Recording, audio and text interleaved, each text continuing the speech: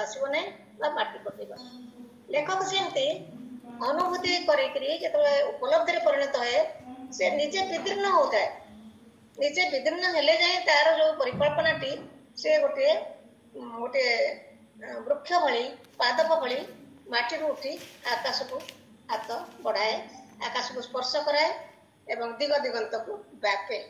तेणु माटी को छाड़बार ना कौन सी वृक्ष माटी को छाड़ी गोटे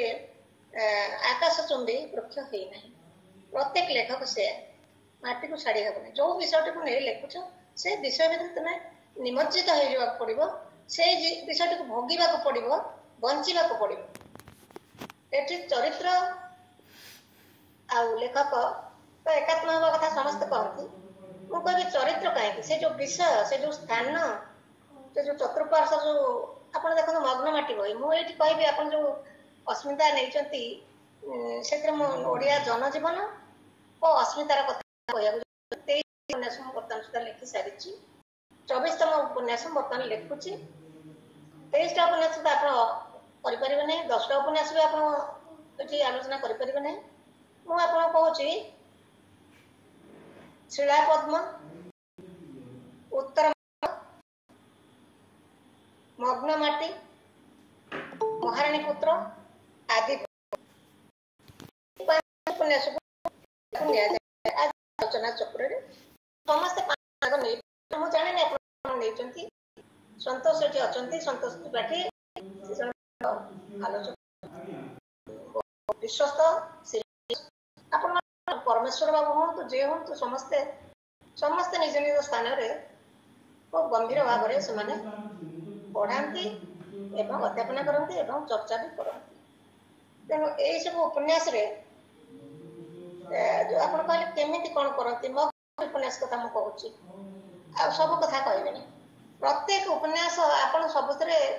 पांडित्य न थाए शिला पद्म उपरे कौन मोर पांडित्य थिला बारंबार मुझे एवं प्रत्येक खंडी मूर्ति को मु अनुध्यान करिछि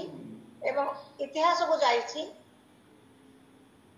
जेतिक जहाँ मते मिली से मु अध्ययन करछि गवेषणा करिछि मग्न माटी कौन है मग्न माटी में मो हाथ तो किसी पुस्तक नाला से जो 1999 महाबात्या मुझे सब आलोचना करी ना पंडा पहाड़ कथा आप जानते 9 वर्ष मुझे गवेषणा करी पोस्ट डॉक्टरल रिसर्च मुझे एकात्म हो जाए प्रेम पड़ी भल पाई प्रेम आ वेदनार जन्म हुए साहित्य गल्प हो जहाँ तुमको वेदना सहवाक पड़ो एवं तुम भल पाइबा पड़ो ये मग्न माटी जो एरसमार घटिला से मो अंचल कथा एवं मोर पैतृक घर ना मुझे जो घर टे जन्म होती से घर ना मोर प्राथमिक स्कूल ना सब माटी मो शाशु घर में जो से समय सब पंचम दिन रेशमा गली मु कहीं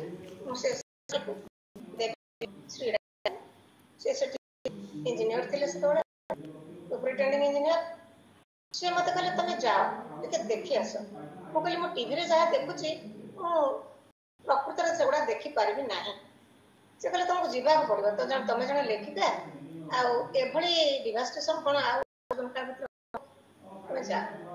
दिन मुझे गली जो दिन रास्ता खोलला जहाँ दृश्य देखिली तो मैंने उपन्यास पढ़ते वर्णना करनी जो गली मुझा ही आरंभ कली कहीं ना से जो मैंने चली जा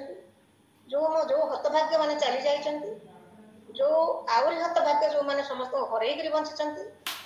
आछि ना ध्वंस स्तूप नड़िया गछगुड़ा सब लंडा हे ठिया ये सब वर्णना तो से बही अच्छी पुस्तक किंतु एकात्म हवा कही मुझे माटी बस दुख सुख होती गाधुआ चकटिकी से जगह को जापी चलिकी जापी निमग्न हो जाती पूरा संपूर्ण निमग्न हो जाए 4 वर्ष धरी मुझे उपन्यास लिखी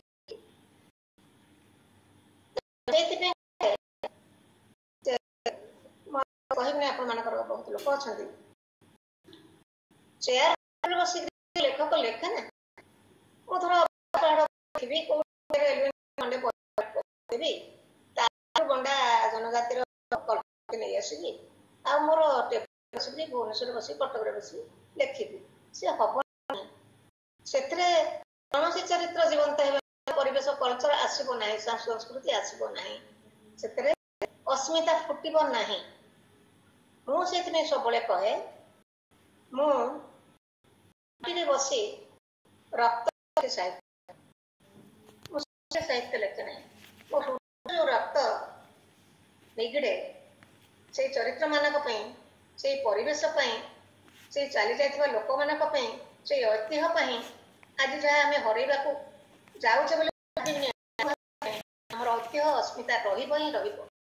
ସାହିତ୍ୟ ମାଧ୍ୟମରେ ରହିବ, ସଙ୍ଗୀତ ମାଧ୍ୟମରେ ରହିବ, ସାହିତ୍ୟ ମାଧ୍ୟମରେ ରହିବ, ସବୁ ମାଧ୍ୟମରେ ରହିବ ନାହିଁ। ତେଣୁ ଏହି ଭାବରେ ମନୋନିବେଶ କରେ ଅନୁଭୂତିକୁ ଉପଲବ୍ଧ ପରିଣତ କରି ତାରି ସୂକ୍ଷ୍ମ ଅଭିବ୍ୟକ୍ତିକୁ ମୁଁ ଭାବେ ସାହିତ୍ୟ ବୋଲି। ଏବଂ ଆଉଥରେ କହୁଛି, ମୁଁ ମାଟିରେ ବସି ରକ୍ତରେ ଲେଖେ। ଧନ୍ୟବାଦ।